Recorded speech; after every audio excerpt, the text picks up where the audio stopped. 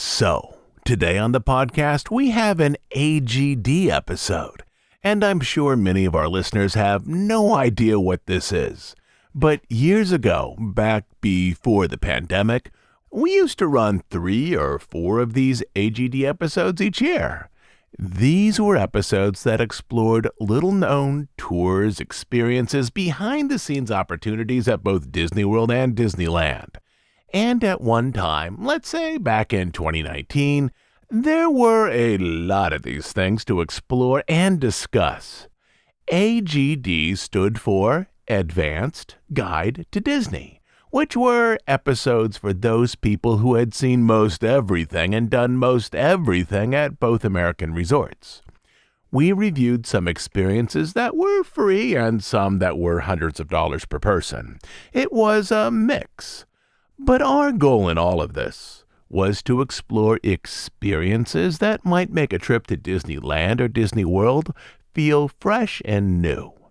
Like most everything at both American resorts, these experiences were all shut down with the pandemic. And as the pandemic moved towards its end, many things at Disney World and Disneyland returned to the resorts, from park hopping to buffets, from salon and spa experiences to hugs from characters. But some things simply never returned. Tables in Wonderland, Dreamlights on the Castle, Jedi training, and also many of the things that Disney calls enchanting extras, those experiences that used to fill out the resort's offering. Some of them came back, but some of them did not. At the Magic Kingdom, the Keys to the Kingdom tour returned, but none of the other tours did. At Epcot, Dive Quest returned, but none of the walking tours through the pavilions or what was once called Future World returned, with the exception of the Behind the Seeds tour. At Animal Kingdom, Wild Africa Trek returned, but none of the tours at Hollywood Studios. Also, none of the Adventures by Disney standalone tours returned, such as Backstage Magic and the 2 holiday offerings. But oddly, in their place, Disney has rolled out a number of bar and lounge experiences, and I guess I shouldn't say oddly, because before the pandemic, each Wednesday over at GCO, Shelley used to host an African wine tasting event. This was there for years and years and was casually known as Wine Wednesdays. And over at the Old Key West Resort, about once a month or so, bartenders held a mixology class. Both of those are gone now, but there are a set of relatively new, and by that I mean post-pandemic experiences at Disney World, all centered around bar, wine, and lounge culture. It's been years since we posted a new AGD episode, but today we'll look at 3 very boozy experiences at the Florida resort, with the hope that in these you might see something that you'd like to experience next time you're out there, and also, hopefully, we're introducing you to at least some new things that you didn't know were there. So, if you're ready, let's go.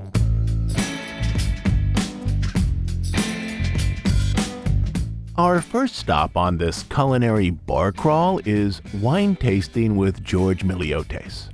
About once a week, typically on a weekday, Master Sommelier George Miliotes hosts the wine and tasting experience over at Disney Springs in his restaurant, Wine Bar George.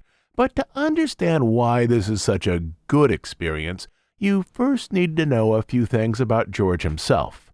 There are 281 master sommeliers in the entire world. These are experts who have gone through 4 levels of wine training and testing and are generally considered the foremost experts on wine and alcoholic beverages in the world. And there's one master sommelier at Disney World, and that sommelier has some deep ties to the resort overall. When George was young, his family owned Wunderbar Old Delicatessen in Orlando, which specialized in imported cheese and wine. His family also owned a 600-seat steakhouse called Chris's House of Beef.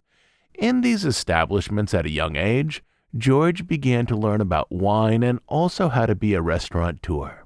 He went to DePaul University, where he majored in economics, though he found that being a social director for his fraternity also gave him some real-world experience in terms of planning special events and working with caterers. After college, he returned to the family business, but his father's restaurant closed in 1993, in large part because extensive road construction made it difficult for patrons to access the location. At about this same time, under the Eisner era, Disney World looked to remake elements of the Florida resort toward upper-end culinary experiences. This included closing the Top of the World restaurant, which back in the 1970s had hosted touring musical acts in an intimate lounge setting, including Mel Torme, Cheetah Riviera, Frankie Avalon, Rosemary Clooney, Pat Boone, and Donald O'Connor from Singin' in the Rain. Starting in 1977, the lounge also featured some comedic acts, including Phyllis Diller, Sherry Lewis, and then in 1981, the lounge created a nightly musical review called Broadway at the Top that presented songs from recent musicals such as Evita and Chorus Line. That is, it went from Vegas-style lounge shows featuring significant celebrities to a well-rehearsed dinner theater with salaried performers. Managers at the Contemporary, noticing an upscale shift in its clientele, wanted to remake the restaurant on the 15th floor into a more sophisticated dining venue. To do this, they needed buy-in from Michael Eisner's people. But in the lead up to it, when funding was still tentative, George applied for a position overseeing food and beverage, which would be a new position for the Contemporary Hotel. Disney World also asked Clifford Plew to join the project as executive chef. Plew had worked with luxury hotels and had also overseen the development of over 60 restaurants and food service locations at what was then called Euro Disneyland, including the original California Grill in that resort's Disneyland Hotel. With George and Chef Plew on board, the restaurant at the Top of the Contemporary was remade as another California Grill, though this California Grill would be substantially different than the one that was at the Disney Resort in Paris. The Florida version would offer a sophisticated California and Pan-Pacific menu, along with a deep wine list that included over 100 wines by the glass. At the time, it was one of the first restaurants in the States to offer a wide range of wines by the glass. The reimagined space took its cues from Spago in Los Angeles and the Rainbow Room in New York. Menu items included Thai-inspired soup, goat cheese ravioli, pan-seared tuna, and two items that were just then beginning to gain wide popularity in America: gourmet pizzas and sushi, both of which were associated with California cuisine. Beyond food, California Grill again would also include sophisticated wine options both by the bottle and by the glass. Some managers there didn't believe that a hotel next to a theme park would be able to sell upper-level wine at $20 a glass, but those glasses did sell, and they sold very well. During his days at California Grill, George began to work towards his designation as a master sommelier.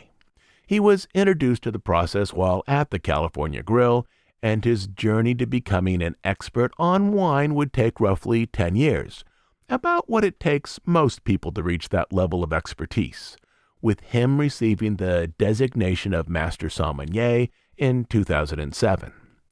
During these same years, however, specifically in the early 2000s, when the Florida resort saw a downturn in tourism after 9/11, both George and Chef Clifford Plew were wooed away by Darden, a restaurant company that operated Olive Garden, Red Lobster, and Bahama Breezes all around the world.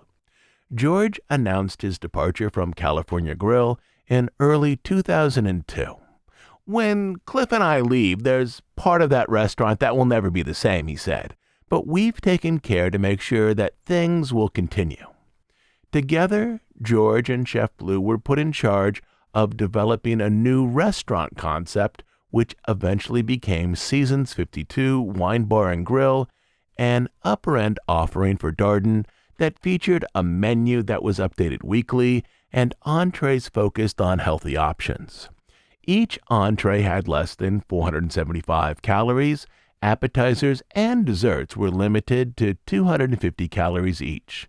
In Orlando, Seasons 52, as a test restaurant, opened in February 2003, about a dozen miles away from the Contemporary Hotel, right off the I-4 on land that backed up to Little Sand Lake. Seasons 52, like other Darden offerings, became a chain, with locations opening eventually in 20 states. As Seasons 52 expanded, George also worked with other Darden chains, such as the Capitol Grill, in part to expand and refine their wine lists. With Seasons 52 opening in many new locations, both George and Chef Blue reached participatory contractual levels in their agreements, which allowed them to leave Darden and consider other opportunities. At roughly the same time, Downtown Disney, over at the Disney Resort, was being remade into Disney Springs, a project that cost close to $1 billion. Also a project that was partially overseen by one of George's old managers from the Contemporary. She called him and asked if he would be interested in opening a wine bar to contribute to the upscale atmosphere of the remade shopping and entertainment district, which would be focused on culinary and beverage experiences. Disney Springs would open in 2015, and George's new restaurant, called Wine Bar George, would open as part of a second wave of offerings in 2018. By this time, George had been one of a very few number of master sommeliers for nearly a dozen years. He was also now back at the Disney Resort, which was where he had started his solo career, that is, his career after working for his family. His new restaurant, having just over 200 seats, would take a cue from his time at the California Grill. It would have over 100 wines available by the glass.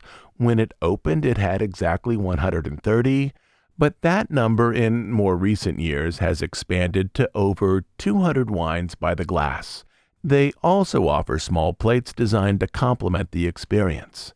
The restaurant hired trained sommeliers and experienced bartenders, giving the establishment a uniquely deep collective knowledge in wine and spirits. "It's become almost like a game where we're testing each other," George explained, "as to what we know about new wine laws, new producers, and new styles." In 2024, his restaurant was awarded the best short wine list in the world by the World of Fine Wine. With the success of the establishment, George expanded the experiences that he offers there. About once a week now, Wine Bar George hosts a wine tasting, usually in the second-story back room that overlooks the Springs. There, George tells guests a bit about himself and his lifelong interest in food and wine. The tasting experience, though, is designed to replicate one of the exam areas in the Court of Master Sommeliers. The Court of Master Sommeliers offers multiple levels of certification, with the master level including a deductive tasting in which participants are asked to identify wine using only smell, taste, and a visual examination of the wine itself, its color, its movement, its density, and then to arrive at the wine's identity, origin, and age. When guests arrive at the tasting, they will find 6 glasses of wine at each seat, usually very good wine with traditional characteristics. 3 whites and then 3 reds. George usually talks the group through the first wine, explaining how he uses color, aroma, and taste to narrow down the options to a list of reasonable possibilities. From there, he guides everyone through the next 5 glasses and coaches them through the process, explaining what notes of flavor, color values, and various aromatic elements might reveal about the wine's identity. In each group, guests typically have a range of experience levels, from guests who are just beginning to explore the world of wine to those who are very familiar with a good glass of Pinot. George often explains to guests that they should feel comfortable asking anything they would like about wine, as no doubt at some point in his own life he had all of those same questions. Guests can also sample from charcuterie boards arranged on each table, typically with sliced meats, fine cheeses, and various jams and honeycomb. Here's what I like about the experience. Many add-on experiences at Disney World are arranged around a script or at least a detailed outline that leaders follow. This is mostly true for the on-property tours and also other tasting experiences. But the tasting experience at Wine Bar George has no script. As a guest, you'll simply enjoy watching a true wine expert explain how he understands and evaluates wine. You'll also likely be introduced to wines you haven't previously sampled. Typically, the 6 wines come from Europe, the United States, and South America, often from wineries that George has visited many times. And it's this level of true expertise that sets this experience apart from other offerings at the resort. With tax and gratuity, the current cost of a tasting comes to just over $130. Online, it says that this is a 90-minute experience. I've never been to one of George's tastings that lasted anything less than 2 hours, and some of them come very close to 2.5 hours. And to justify the price, George typically includes some higher-end options in the offerings, wines that typically sell for between $150 and $200 a bottle. I would say that this is an excellent experience, one that has a level of true expertise that is sometimes missing from other on-property opportunities. You can book the wine tasting experience on the My Disney app, which is called Learn How to Taste Wine with Master Sommelier George Miliotes.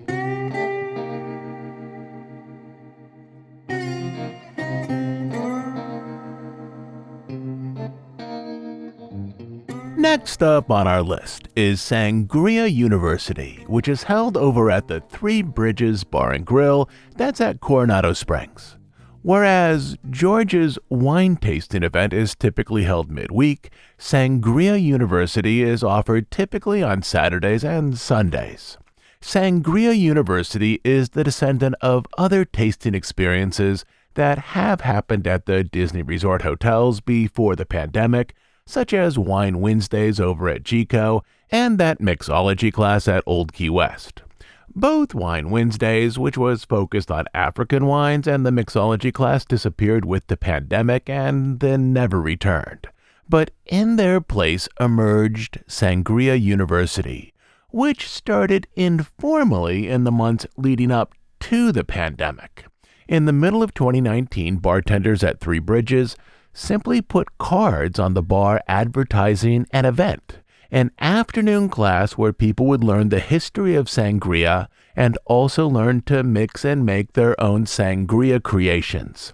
It wasn't on the My Disney Experience app, nor was it on the Disney World homepage, but people came, and these early guests posted about their experience on social media. There was this one TikTok video that got a whole lot of views, and from there the event became a thing.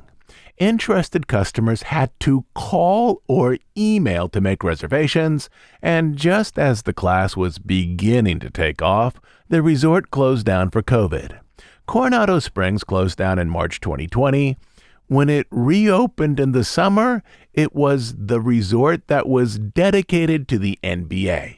And then, slowly, over many months, Coronado Springs moved back towards some semblance of normal. In November 2021, Sangria University finally showed up as an option on the My Disney Experience app.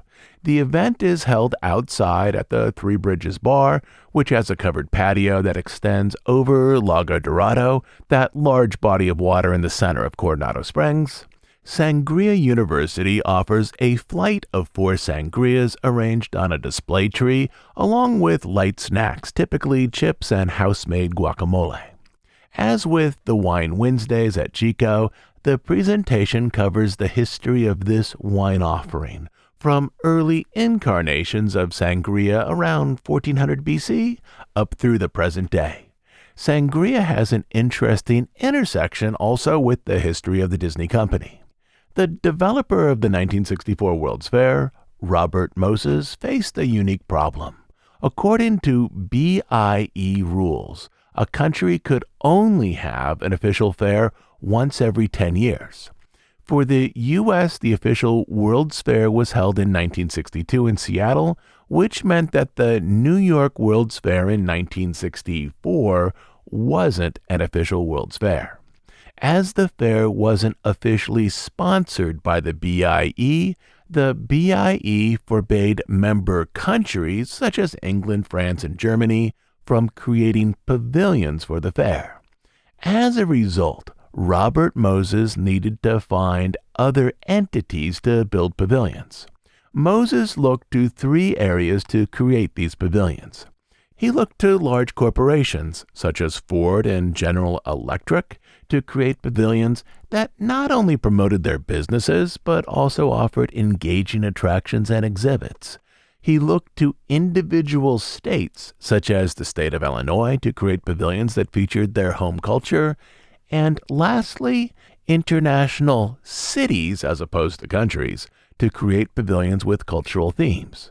For example, though Germany as a country was forbidden from having a pavilion at the World's Fair, the German city of Berlin was free to build whatever it liked. And to wedge in the Disney information here, Walt saw the 1964 World's Fair in Flushing, New York, as an opportunity to present a set of Disney-built sophisticated attractions for a Northeast audience. These attractions included great moments with Mr. Lincoln, the Ford Magic Skyway, the Carousel of Progress, and It's a Small World. 3 of these attractions were sponsored by corporations, and 1 was sponsored by a state, the state of Illinois. The countries that did create pavilions for the 1964 New York World's Fair, such as China, were mostly outside of the BIE. And I should probably point out that the BIE is the Bureau of International Expos, which oversaw World's Fairs. But there were a few countries that ignored the BIE rules to create their own exhibits. One of them was Spain, whose regime saw the fair as an opportunity to expand the cultural influence of their country. Exhibits from Spain were focused on art, lifestyle, and food. One of the pavilion's restaurants offered sangria, which served as the introduction of the drink into popular American culture.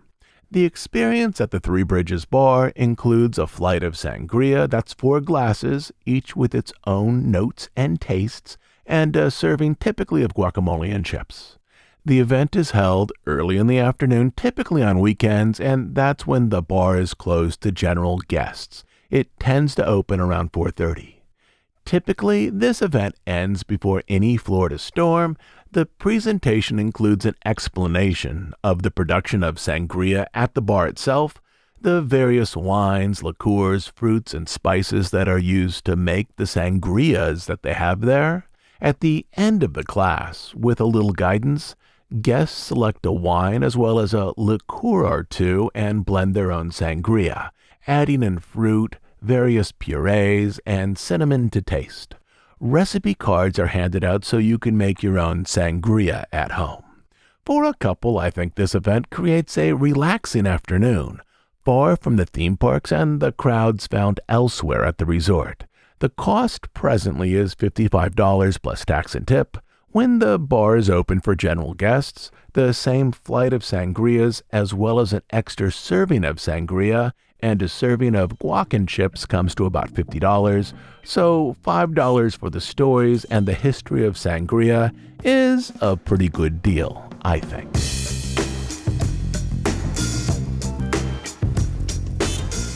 Last on our list this week is the La Cava Experience, which is a 90-minute or so session exploring a range of tequila and mezcal options.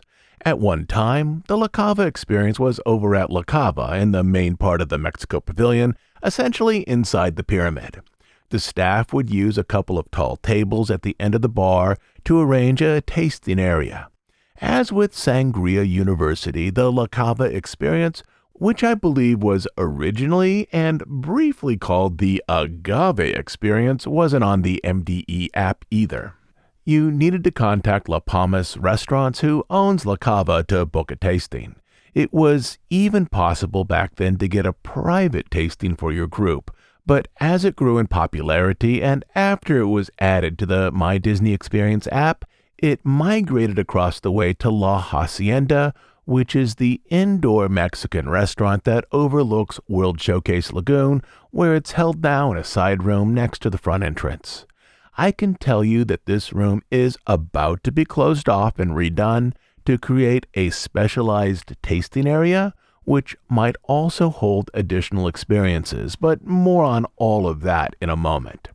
The experience is hosted by a tequila ambassador, who is a tequila expert typically certified through an outside organization, like the Mexican Tequila Academy. The tequila ambassador for the La Cava Experience is usually, though not always, Humberto Soto. He was born and raised in Tequila, Mexico, grew up around tequila production, and is an expert on the history, varieties, and traditions of tequila. When the tastings were held in the La Cava bar, Humberto used to direct his guests' attention to a mural across one wall that depicted the stages of tequila production. Harvesting mature blue agave plants, which is the only type of the roughly 270 agave varieties used for tequila, then separating out and cooking the pina or the heart, extracting its juice, fermenting and distilling it, and then for some tequila varieties, aging it in either an American or French oak barrel. I'm guessing that when the presentation room at La Hacienda, where the tastings are now held, is remade as a dedicated tasting alcove, some sort of visual aid will return there. But for now, Humberto does a fine job talking everyone through the process of making tequila. In terms of the tasting itself, as you arrive, you'll find a table set out for your party with 5 pours in tequila glasses. Tequila glasses look roughly like champagne flutes. The brands of tequila change from time to time, but the varieties remain the same: Blanco, Reposado, Añejo, Extra Añejo, and Joven. These are roughly 1-ounce pours. You'll also receive a shot glass with mezcal, as well as a shot of vodka to cleanse your palate between tastings, and a sample of agave syrup. The Añejo, Extra Añejo, and Joven tend to be fairly expensive pours. Arranged around the glasses is an aromatic plate which is designed to both enhance and help you identify the aromas and notes in the tequila itself. On the plate is typically lemon, lime, orange zest, a handful of coffee beans, 1 cinnamon stick, a square of chocolate, and a small bottle of vanilla. For the tasting, Humberto will walk you through the proper way to taste tequila so that you experience all of its flavors and sensations. It's similar to the way a sommelier might suggest a way to sample wine to release its flavors, only with tequila there's a breathing technique involved as well. And with this, Humberto will walk you through the aroma and flavor profiles of the 5 tequilas, starting with the least aged and then advancing to the more sophisticated offerings. Blanco tequila has the harshest bite, though has flavors of lemon and lime, which often work well in a margarita. It's aged no more than 2 months. Reposado is aged between 2 months and a year, typically in oak barrels. Because it's aged in a barrel, it's darker than Blanco, smoother as well, and the tequila will pick up some of the flavors of the oak. Third is Añejo, which is where the samples start to come from more expensive bottles. Añejo tequila is aged between 1 and 3 years. It can be aged in barrels previously used for other liquors such as scotch, so that tequila picks up smoky or peaty notes along with vanilla.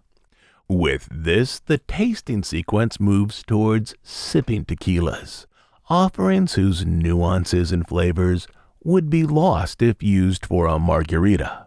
These tequilas are meant to be enjoyed on their own, like better bourbons or whiskeys. The fourth is extra añejo, which is aged over 3 years and has greater depth, smoothness, and richness compared to regular añejo. The last tequila is Joven, which can be described as a designer offering. It's a blend of Blanco and one of the aged tequilas. It can also include additional ingredients to bring out target flavors. This, too, is a sipping tequila. There's also one tasted of mezcal. I should point out that recently, Bryan Cranston, star of Breaking Bad, showed up in person at this tasting event to promote the mezcal that he makes with his Breaking Bad co-star, Aaron Paul. So that's mezcal from Walter White and Jesse, more or less. And no, the mezcal is not blue. One can assume that the Bryan Cranston appearance was a one-off surprise occurrence that likely won't happen again. But this tequila tasting is on a lot of people's radar. The experience ends with a specialty margarita in a plastic cup that guests can take with them as they wander around Epcot. If you finish all of the tastings as well as the margarita, it's a fair bit to consume in an hour and a half or so. I'm 6'2". A couple of beers won't affect me that much, but I did choose to take the Disney bus from my hotel over to the tasting and back, which was probably a pretty good decision. Oh, one more thing. Occasionally, Humberto or another tequila ambassador will do a tasting over at Frontera Cocina, which is also owned by the Palmas restaurants. It can be enjoyed without park admission, though it's been a while since I've seen an event like this held over there. At Epcot, tequila tastings are held most days, typically at 10:30 in the morning and 12:45.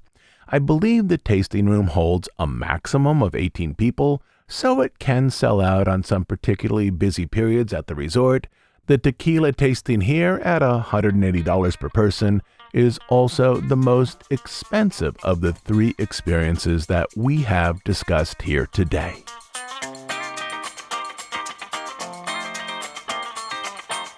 So to wrap all of this up, hopefully we've introduced you today to something that you didn't know happened at the resort. I think there are strengths to each of these tasting experiences. If one interests you, you'll likely have a good time there. But if I had to recommend just one, and that would be a hard pick, it would be the wine tasting event with George Miliotes. I recommend this because George is an international expert in wine, someone whose career as a sommelier goes back 3 decades, and his experience in food and beverage goes back even further. He has a lifetime of experience in food and beverage. He's enthusiastic and does a tremendous job of explaining what he knows to those who come there. He also arranges, let's call it the tasting game, in which his guests, with a bit of guidance, use their senses and skills of observation toward understanding what each wine offering is. But again, I've enjoyed all 3 experiences, and I think most people will enjoy their time at any of them. A few things before I go today. First, after years, we were finally able to start up our AGD subseries, and I'm pretty happy about that. Second, I just learned that the audio version for the new book, Making Mary Poppins, will be out the same day and date as the hardback and Kindle editions. They will all be out on November 11th, and all versions of the book are now up for pre-order on Amazon, Audible, and wherever books are sold. Third, the plan for next week, at least right now, is to continue our story of Disney legend Mary Blair, but of course that's contingent on no big news coming out this week as well. And lastly, for those of you listening on one of our public feeds, such as iTunes or Spotify, We also have a subscription Bandcamp channel that has hundreds of episodes not available anywhere else. I've been doing this podcast now for over a dozen years, so there is a large collection of episodes housed now on our Bandcamp site, near endless stories about Walt, the Disney company, and the people who worked there.